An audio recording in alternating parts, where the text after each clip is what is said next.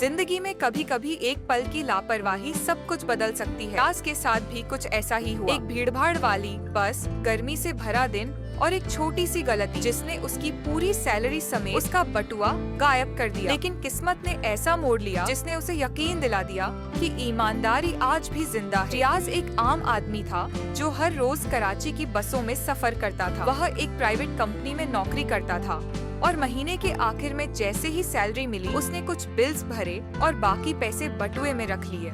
उसे घर का राशन लेना था, बच्चों की फीस भरनी थी और कुछ उधार भी चुकाना था। उसके लिए ये पैसे बहुत कीमती थे। उस दिन बहुत तेज गर्मी थी, बस में भीड़ भी ज्यादा थी और बड़ी मुश्किल से उसे एक सीट मिली। पसीने से लथपथ वह खिड़की से बाहर देखता हुआ सोचों में डूबा था। जब उसका स्टॉप आया तो वह जल्दी से बस से उतरा और घर की ओर चल दिया। घर पहुंचकर जैसे ही उसने जेब में हाथ डाला उसका दिल जोर से धड़क उठा।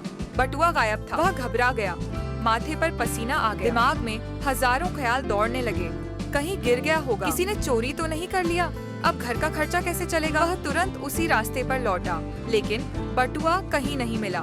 वह सीधा बस स्टॉप गया और कंडक्टर ड्राइवर से पूछा, लेकिन किसी को कुछ पता नहीं था। थक हार कर वह घर लौटा। पत्नी ने चिंता से पूछा, क्या हुआ? रियाज ने उदासी से पूरी बात बता। दोनों चुप हो गए, दिल ही दिल में दुआ करने लगे कि शायद कोई ईमानदार इंसान बटुआ लौटा दे। शाम को जब वह नमाज पढ़कर आया तो उसके मोबाइल पर एक अनजान नंबर से कॉल आई।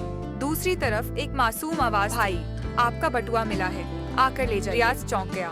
कौन बोल रहा है? कहाँ मिला? आवाज आई, मैं ज्यादा बात नहीं कर सकता, बस फलां चौक पर आ जाइए, मैं आपका इंतजार कर रहा हूँ। रियाज फौरन उस जगह पहुँचा। वहाँ जो देखा उससे वह दंग रह गया। एक छोटा बच्चा करीब 10 साल का हाथ में बटुआ लिए खड़ा था। वह इधर उधर देखने लगा कि कहीं यह कोई मजाक तो नहीं। बच्चे ने आगे बढ़कर कहा, अंकल ये आपका बटुआ है ना?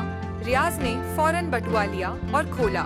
सारे पैसे वैसे के वैसे रखे थे। वह हैरान और खुश होकर बोला, बेटा तुम्हें कहाँ मिला? बच्चे ने मुस्कुराकर कहा, बस की सीट के नीचे। रियाज ने प्यार से उसके सिर पर हाथ फेरा और पूछा, बेटा तुम्हारा नाम क्या है और तुमने इसे किसी को क्यों नहीं दिया? बच्चे ने मासूमियत से जवाब दिया, मेरा नाम आदिल है, मैं अपने अब्बू के साथ यहाँ पान की दुकान पर काम करता हूँ। मैंने सोचा जिसका बटुआ है वो जरूर ढूंढ रहा होगा, इसलिए मैंने नंबर देखकर आपको कॉल कर दिया। रियाज की आंखों में खुशी और शुक्र के आंसू आ गए।